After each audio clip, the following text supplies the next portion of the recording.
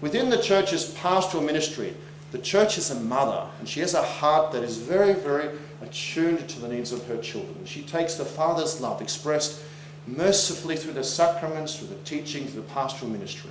And she embraces to herself everybody. Everybody.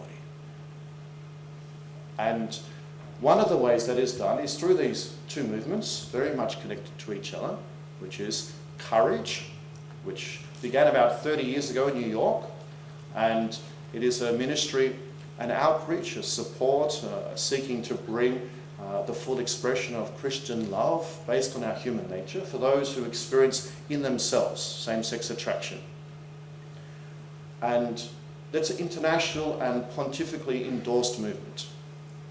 And flowing from that is the Encourage, which is a beautiful name, which extends to the needs of the families of those people who are themselves seeking to love those with that tendency, whether they are acting out on it or not.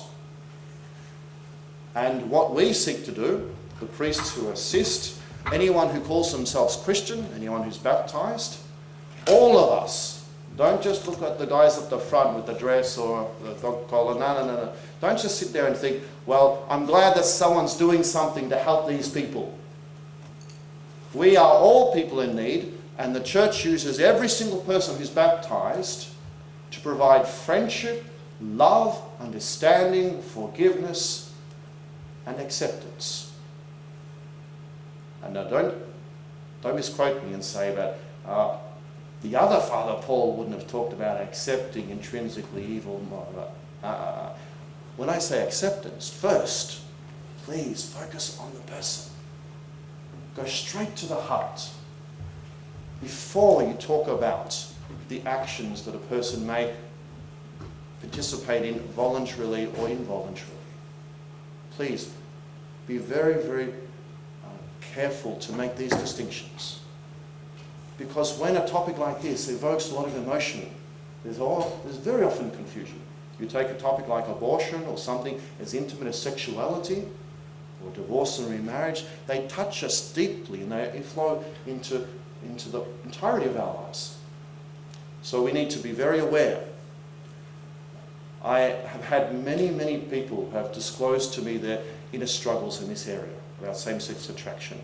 And often it has been a lifelong struggle and something they find very humbling to even put into words. And the very first thing that needs to be in our hearts is a very loving readiness, not to speak quickly, not to judge, and not to quote the catechism, although I will do that. But first, to listen, to love, to understand. I had a very lengthy email dialogue with a lady from overseas who was in an active homosexual relationship, and she's from Catholic background. She's very much wrestling with the notion. She didn't agree with most of the things that I offered, but if at least our correspondence ended with saying, that priest, who is a bit young and maybe a bit rigid, a bit conservative because he agreed with the Pope and all of that stuff, but he gave me a hearing. And please God, there are many people who are struggling, who maybe don't agree or don't understand or think that we have a narrow approach, and maybe haven't given us the opportunity to explain and to extend an invitation. But please God, we are sowing all throughout the church here in Melbourne, throughout this city and the country, avenues, opportunities, invitations of friendship and fellowship, just to love people. And everyone has their crosses and their struggles. And the moment that you think that God has singled you out and no one goes through what I go through, and they don't, but someone next to you might have a greater struggle, a more personal and challenging struggle. I got a text message just an hour ago on my way here. I have to leave straight after this talk to go to the Royal Melbourne Hospital to anoint a young lady who was run over by a truck last night. Her mother was killed instantly. The father is absolutely beside himself. What, for 5 minutes? It's a phase, you think? Once he's reached puberty, what do you think? Everybody gets rocked to the core by something. And that brings us to our knees. And it's very, very often, only then, when we are very broken and humbled on our knees, then we pray. Then we lift up our eyes and say, God, I cannot do this by myself.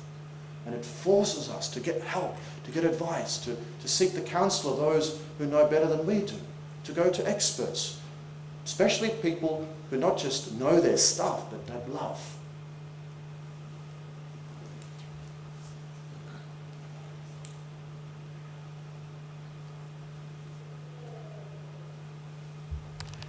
There is very often in the life of those who have same-sex attraction, there's very often the presence of shame, loneliness, and a sense of hopelessness.